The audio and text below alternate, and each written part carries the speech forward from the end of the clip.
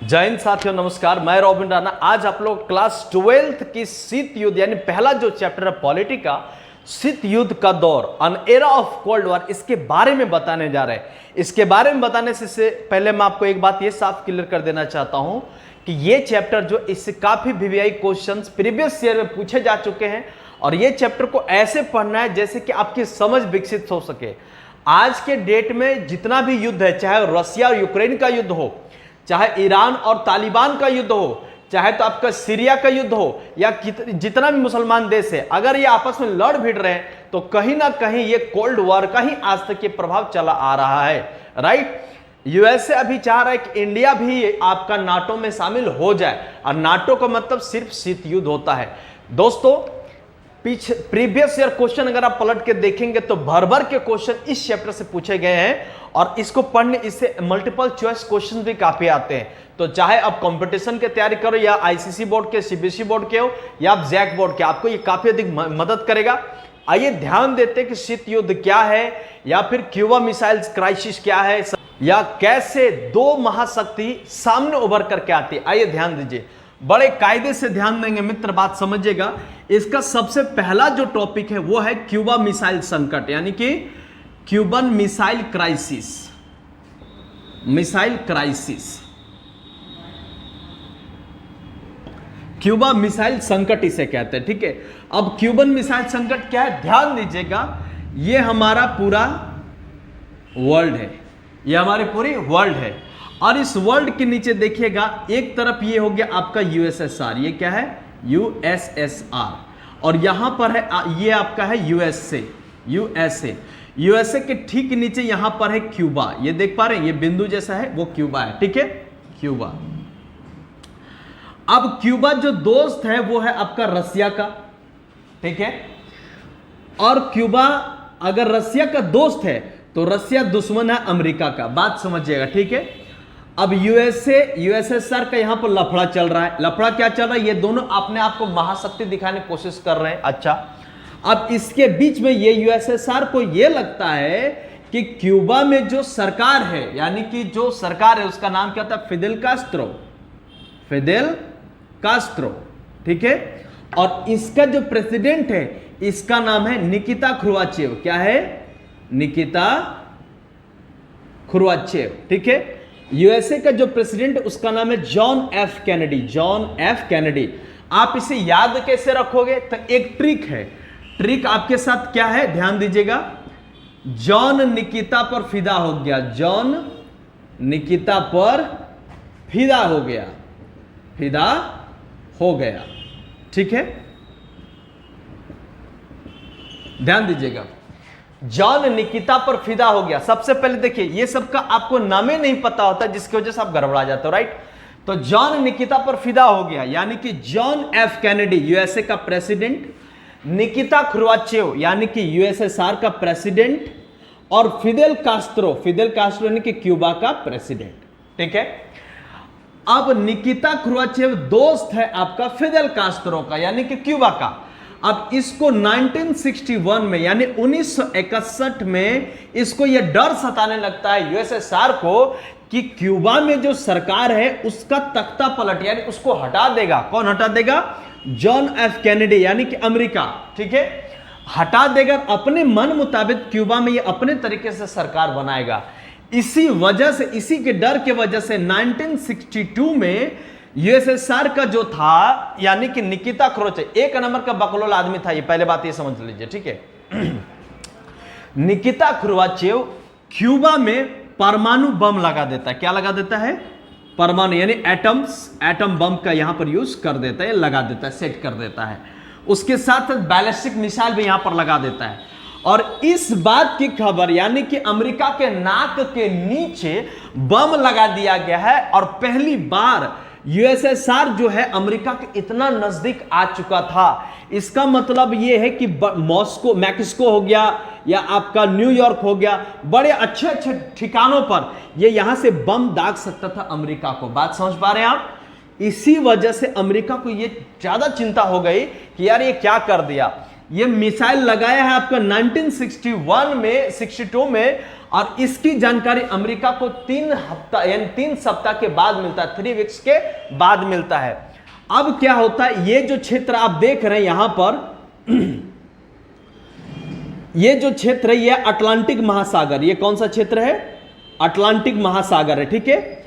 और ये देखिए मैं थोड़ा दुनिया आपको बना देता हूं, ये देखिए आपका ये एक तरफ से हो गया ये एशिया, और ये हो गया आपका यूरोप, यहां पर ऐसे करके आपका चला आता है ये अफ्रीका, ये ऑस्ट्रेलिया, ये अंटार्कटिका, और ये आपका साउथ अमेरिका हो गया, ठीक है। ये फिगर समझने के लिए समझिए, आप देख सकते हैं।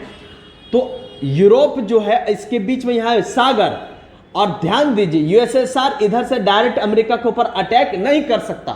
क्यों नहीं कर सकता, क्योंकि ऊपर से अटैक करेगा तो ऊपर है कोल्ड एरिया, जिसे कहते हैं फ्रीज जोन। अगर यूएसएसआर इधर से अटैक करता है अमेरिका के ऊपर तो बर्फ है, बर्फ में जहाज जा नहीं सकती है।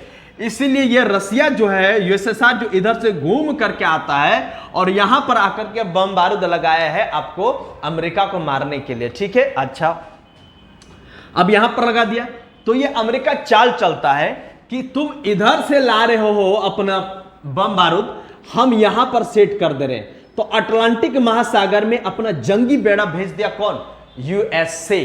क्यों, क्योंकि यहां से डायरेक्ट अटैक अमेरिका यहां पर कर सकता है यूएसएसआर में, बट यूएसएसआर डायरेक्ट इसके ऊपर अटैक नहीं कर सकता। अब क्या होता है, यहां भी ये जंगी बेड़ा लगा दिया अटलांटिक महासागर में, और पैसिफिक ओशियन में भी अमेरिका क्या किया, इस जगह पर, चाहे श्रीलंका का हम्बन टोटा बंदरगाह हो वहां पर, या अफ्रीका देश हो वहां पर, और पैसिफिक ओशियन में अपनी जंगी बेड़ा लगा दिया, ताकि जो यूएसएसआर यहां पर जो भेज रहा है, जो बम बारूद मिसाइल परमाणु, उसको रोक दिया जाए।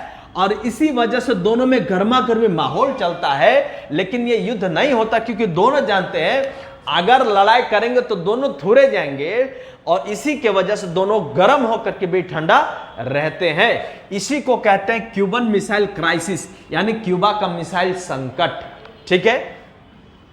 दूसरा जो आपका टॉपिक है, व्हाट इज कोल्ड वॉर, यानी शीत युद्ध क्या है। व्हाट इज कोल्ड वॉर, शीत युद्ध क्या है।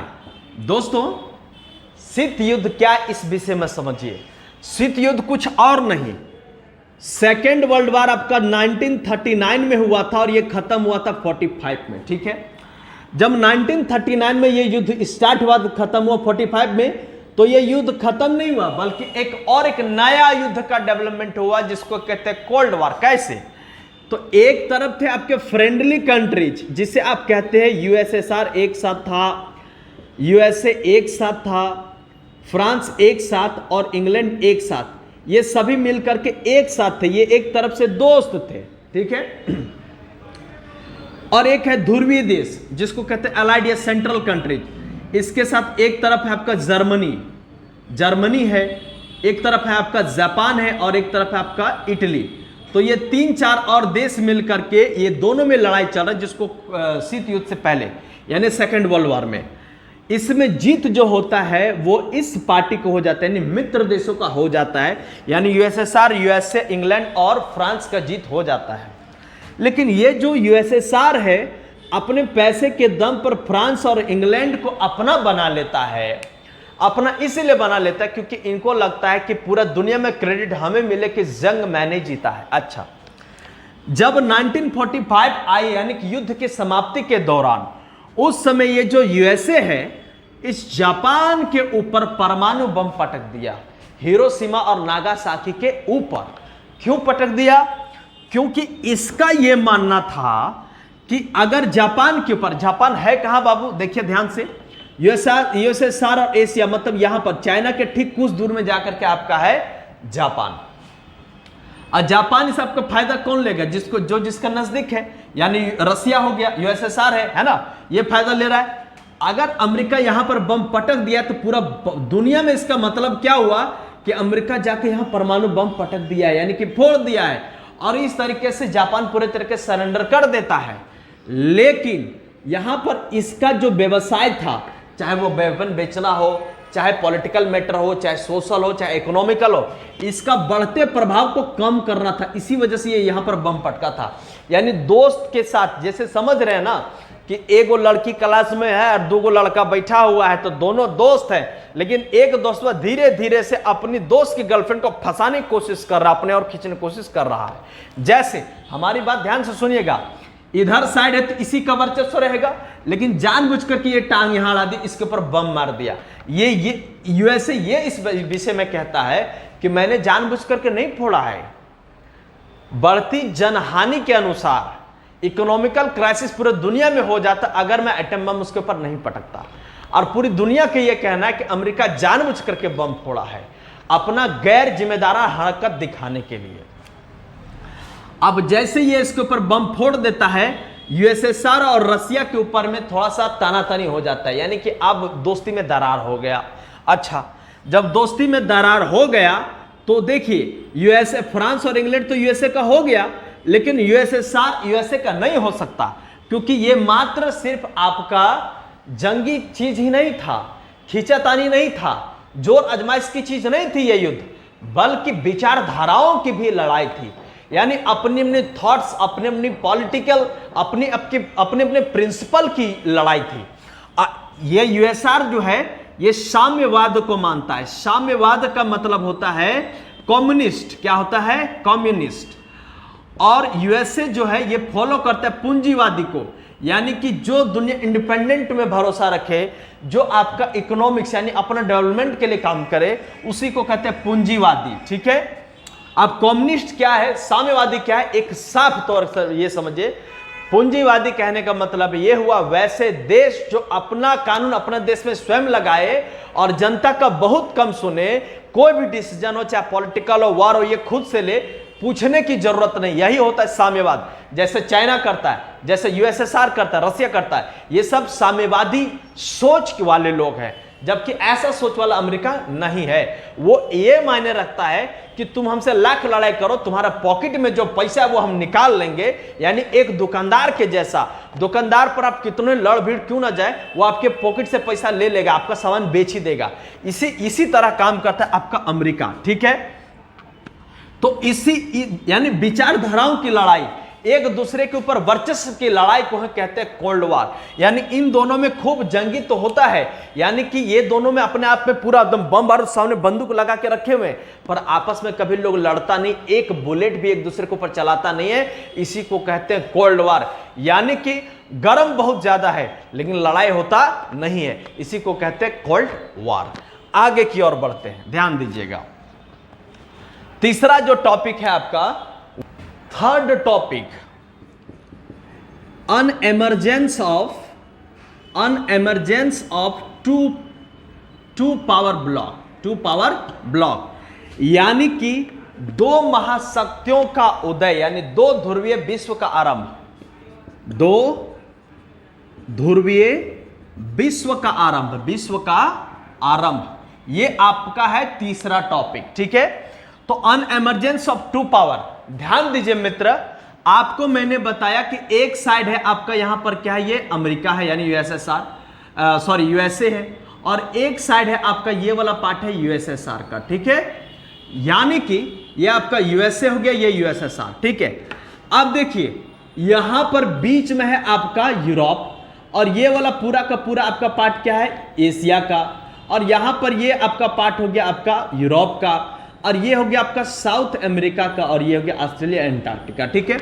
अब समझने वाली बात ये है कि अमेरिका एक ग्रुप बनाता है। ग्रुप क्या बनाता है? नाटो। क्या बनाता है? नाटो। नाटो क्यों? क्योंकि ये है ऊपर, ये इक्वेटर लाइन है, इक्वेटर के ऊपर को कहते हैं नॉर्थ। इक्वेटर लाइन के ऊपर जो है उसे कहते हैं नॉर्थ। इक्वेटर मतलब विषुवत रेखा। अब इसके ऊपर में जो जलधारा है इसे कहते हैं अटलांटिक महासागर, यानी अटलांटिक ओशियन। ठीक है। और ये संगठन को कहते हैं टेरिटरी ऑर्गेनाइजेशन, यानी नॉर्थ अटलांटिक टेरिटरी ऑर्गेनाइजेशन को कहते हैं नाटो। ठीक है। अब नाटो में वे देश शामिल हो गए जो यूरोप के जो पश्चिमी इलाका है, यानी western countries of Europe also join America. किसको ज्वाइन करता है? अमेरिका को। और ये एक संगठन बन जाता है नाटो। और ये कब बना? 1949 में। इसका कहना था अगर रसिया एक भी, नाटो में शुरू में कितने देश थे? 12 देश थे। 12 कंट्रीज नाटो में शुरू के दरमियान में थे। अगर एक भी कंट्री के ऊपर यूएसएसआर हाथ लगा देगा तो वो 12 देश मिल करके यूएसएसआर को कूट देंगे। समझ में आ रहा कि नहीं? यानी उसको मजा चखा देंगे, अपने ऊपर हमला समझेंगे। नाटो को काबू में रखने के लिए यूएसएसआर भी एक संगठन बनाता है जिसको कहते हैं वार्साव। क्या कहते हैं? वार्साव, यानी कि वार्साव पैक्ट। यह बना आपका 1955 में। इसको सलटने के लिए, इसको मजा चखाने के लिए यूएसएसआर अपना संगठन बनाता है जिसे कहते हैं वार्साव, यानी कि वार्साव बना 1955 में। अब ये बना लिया। अब बनाने के बाद क्या है, अब इन लोग का नजर किस पर गया? बीच वाला, यानी अफ्रीकाई देश पर और साउथ एशिया और ईस्ट एशिया के देशों पर। ठीक है, मान लीजिए अगर नाटो इन सभी पर कब्जा कर लेता है तो आराम से इधर से अफ्रीका, रसिया को घेर सकता है। अगर यूएसएसआर इधर अपना जुगाड़ लगा पाता है तो यहां पर अमेरिका को भी घेर सकता है। और यही हुआ था ना कि क्यूबा में यहां पर ये बम लगा दिया था। अगर क्यूबा इसका दोस्त नहीं होता तो ये बम लगा पाता क्या? नहीं। तो इसी प्रकार से नाटो अपना एक अलग संगठन बनाया जिसको कहते हैं सीटो। क्या कहेंगे इसको? सीटो। सीटो मतलब South Asian allied territory organisation, जिसे सीटो कहते हैं। सीटो का बाद में नाम पड़ा सेंटो। क्या पड़ा? सेंटो, यानी कि सेंट्रल टेरिटरी ऑर्गेनाइजेशन। यह है नाटो का दूसरे और संगठन। अच्छा, अब यहां पर वार्साव क्या करता है? रसिया भी चाल चलता है। रसिया क्या चाल चलता है? चाइना को अपना बना लिया। किसको बना लिया? चाइना, यानी यहां मैं लिख रहा हूं वार्साव। ठीक है, यूएसएसआर। रसिया चाल चला सेंटो को मजा चखाने के लिए, चाइना को अपना किया, यानी कि चाइना एक सोच और रसिया एक ही सोच है। ठीक है, तो चाइना आपका नॉर्थ कोरिया को अपना दोस्त बना लिया, और आपका इराक, यानी यूएसएसआर, चाइना, नॉर्थ कोरिया और इराक को अपना बना लिया, और यह भी अपना एक नया संगठन बन गया। अब टेंशन यह थी कि अभी भी देखिए, शीत युद्ध का जो दौर स्टार्ट होता है वो कब होता है? 1945 से लेकर के 1991, यानी कि ये जो युद्ध है ये 45 से 46, यानी 45 टू 46 ईयर ये युद्ध चलता है। इसका मतलब ये हुआ कि इतना समय तक, आप जानते कि भारत आजाद कब हुआ? 1947 में। और 2 साल पहले से ये युद्ध चल रहा है। ठीक है, अच्छा, उसी प्रकार अफ्रीकाई देश या श्रीलंका या आपका ताइवान, ये सब देश अभी अभी राष्ट्र यानी कि जन्म लिए थे, यानी कि आपका स्वतंत्र हुए थे, इंडिपेंडेंट हुए थे। और तुरंत ये देश इंडिपेंडेंट होने के बावजूद अगर मान लीजिए कि यूएसए के कब्जा में आ जाता या तो यूएसएसआर के कब्जे में आ जाता, तो ये अपनी आजादी होने के बावजूद भी अपनी आजादी को खो देते। बात समझ पा रहे हैं? इसी के वजह से क्या होता है, इन लोगों ने सोच समझ करके एक अलग ग्रुप बनाया, यानी इसी को कहते हैं बाबू गुट निरपेक्ष। अच्छा, गुट निरपेक्ष में पहले क्या होता है, जैसे चाइना हो गया और फ्रांस और ये आपका क्या हो गया? इंग्लैंड। फ्रांस और इंग्लैंड जो है ये नाटो से अलग हो गया। फ्रांस और इंग्लैंड नाटो से अलग हो गए। कब? 1950 से लेकर 55 के बीच में लोग अलग हो गए कि भैया नाटो तोर साथ नहीं रहना, तुम ज्यादा गोड़ हाथ पसार रहे हो, है ना, यानी कि जितनी चादर उतना काम करते हो, ज्यादा कर रहे हो, और मुझे लगता है कि हम अपनी आजादी खो देंगे। इसी वजह से फ्रांस और इंग्लैंड नाटो से अलग हो जाते हैं। ठीक उसी प्रकार चाइना और नॉर्थ कोरिया ये आपका वार्साव से अलग हो जाते हैं। चाइना 1950 यानी 1950 से लेकर के ये अनबन स्टार्ट हो जाता है रसिया के बीच में, और ठीक एक जमीन की वजह से लड़ाई हो जाता है रसिया और चाइना के बीच में 1969 में, यानी 1969 में, जिसके वजह से फिर कभी रसिया और चाइना में दोस्ती नहीं हुई। बाद में फिर अपने आप को ये लोग समझौता करके, संधि करके दोस्त बनते हैं। ठीक है, तो इस तरीके से जो देश ने ये देखा कि ये सिर्फ संगठन, यानी चाहे नाटो हो या वर्षा हो, ये सिर्फ हमें ठगने के लिए बनाया गया है, हमें अपने जाल में फंसाने के लिए बनाया गया है, इसी वजह से ये अलग हो जाते हैं। और इसी के साथ जो तीसरी दुनिया थी, जैसे इंडिया हो गया, अफ्रीका के देश हो गए, इंडोनेशिया हो गया, बर्मा हो गया, ये सब जो देश है अपने आप को इस तरीके से साबित किया कि ना तो हम तुम्हारे साथ हैं ना तुम तुम्हारे साथ में। मतलब समझिए, अगर आप वैसे रिश्तेदार, देखिए अगर आपको कोई शादी का कार्ड इनविटेशन किया यानी कि आप मान लीजिए कि एक दोस्त आपको शादी का कार्ड दिया, दूसरा भी दोस्त दे दिया, दोनों खास है, अगर एक में जाएंगे तो बुरा मान जाएगा दूसरा, और दूसरा में जाएंगे तो पहले का वाला बुरा मान जाएगा। इसलिए अपना ही घर में शादी कर लो और ठग दो कि हमारे घरे में भी यह था। समझ में आ रहा कि नहीं? तो इसी वजह से इंडिया, बर्मा और या वाकोस्लाविया ये सब मिल करके अपने एक नया देश यानी कि गुट निरपेक्ष आंदोलन भीतरे भीतरे चलाना स्टार्ट कर दिया, यानी अंदर ही अंदर, ताकि ये गुट निरपेक्ष देशों से यानी कि नाटो और वार्सा के प्रभाव से बच सके। समझ में आया? अच्छा, आप ये कहेंगे, क्वेश्चन ये बनता है कि सर एक बात बताइए, अगर सोवियत संघ या तो अमेरिका यानी कि यूएसए जो है इतना महाशक्ति था ही, परमाणु संपन्न देश थे ही, तो ये लोग दूसरे देश को अपना क्यों बना रहे थे? इसके पीछे कहानी है। इसके पीछे कहानी क्या है कि अगर आप अरब में आएंगे तो अरब में तेल जो होता है बहुत ज्यादा मिलता है, ऑयल हो गया, रिफाइंड ऑयल हो गया, मिनरल्स हो गया, बहुत ज्यादा है। जैसे कि ईरान हो गया, इराक हो गया, ये सब में तेल मिलते हैं। ठीक है, अगर अमेरिका तेल के भंडारों पर कब्जा कर लेगा तो तेल से महंगाई घटती है, और तेल जिस देश में नहीं रहेगा, ऑयल जिस देश में नहीं रहेगा, उसमें महंगाई बढ़ जाती है। तो अमेरिका जो है जानबूझ के छोटे छोटे देश में अपना वर्चस्व बना रहा था, और रसिया भी यही काम कर रहा था कि अपना वर्चस्व इन देशों में बना रहा था। ठीक है, इसी के बीच में क्या होता है, अगर छोटे मोटे देश में अगर उसको अपना दोस्त बना लेगा तो बड़ा दोस्त बैठा रहेगा, छोटा वाला दोस्त कूद करके दूसरा को मारेगा। बात समझ पा रहे कि नहीं? इसी प्रकार ये लोग छोटे छोटे देश को अपना बना रहे थे, और साथ में मान लीजिए बड़ा देश को अगर पैसा कम हो गया तो छोटा छोटा देश मिला करके चंदा जुगाड़ करके बड़ा देश को पैसा देगा। इसी प्रकार दोनों देश का यही लक्ष्य था कि पूरा दुनिया को हम कर ले, और इसी वजह से एक दुनिया इधर बट गई पश्चिम में और एक दुनिया बट गई आपकी पूरब में, यानी कि एक बन गया आपका वेस्टर्न वर्ल्ड और एक हो गया आपका ईस्टर्न वर्ल्ड। इस प्रकार से दो ग्रुप में यानी कि 2 ब्लॉक्स नेशन वर्ल्ड बन गया। क्लियर है? ये छोटे छोटे देश इन सभी के साथ क्यों जुड़ रहे थे?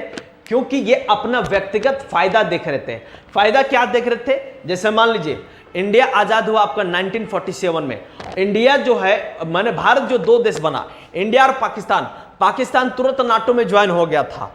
काहे कि ये इंडिया का दुश्मन है, तो अपने निजी दुश्मन यानी कि पड़ोसी दुश्मन को साधने के लिए यानी उसको मजा चखाने के लिए अमेरिका से अगर दोस्ती करता है या तो रसिया से दोस्ती करता है, तो बड़े देश उसे क्या देंगे? सिक्योरिटी देंगे, फाइनेंशियल देंगे, इकोनॉमिकल क्राइसिस से बचाएंगे। इसी वजह से ये छोटे छोटे देश इन सभी का पूछी पकड़ करके दौड़ रहे थे कि भैया हमको अपने साथ ले लो, हमको अपने साथ ले लो, अपने आप ही। तो इसी वजह से ये जो दुनिया है वो 2 हिस्सों में बट गई। आई होप कि आपको ये अच्छे समझ में आया होगा। ये 3 टॉपिक से जो VVI MCQ है, जो प्रीवियस ईयर में पूछे गए हैं या इससे जो क्वेश्चन बनता है, ये हमारा आपको टेलीग्राम लिंक में मिल जाएगा, जो आपको डिस्क्रिप्शन में आपको टेलीग्राम का लिंक दे दिया रहेगा, या फिर आप यूट्यूब के मेन चैनल में जाकर के आप देख सकते हैं। नेक्स्ट क्लास में हम इसके 3 टॉपिक और कवर कराएंगे। आप हमारे साथ पूरा 12th के आर्ट्स का कोर्स करने के लिए मेरे चैनल को लाइक और सब्सक्राइब कर सकते हैं। थैंक यू, जय हिंद।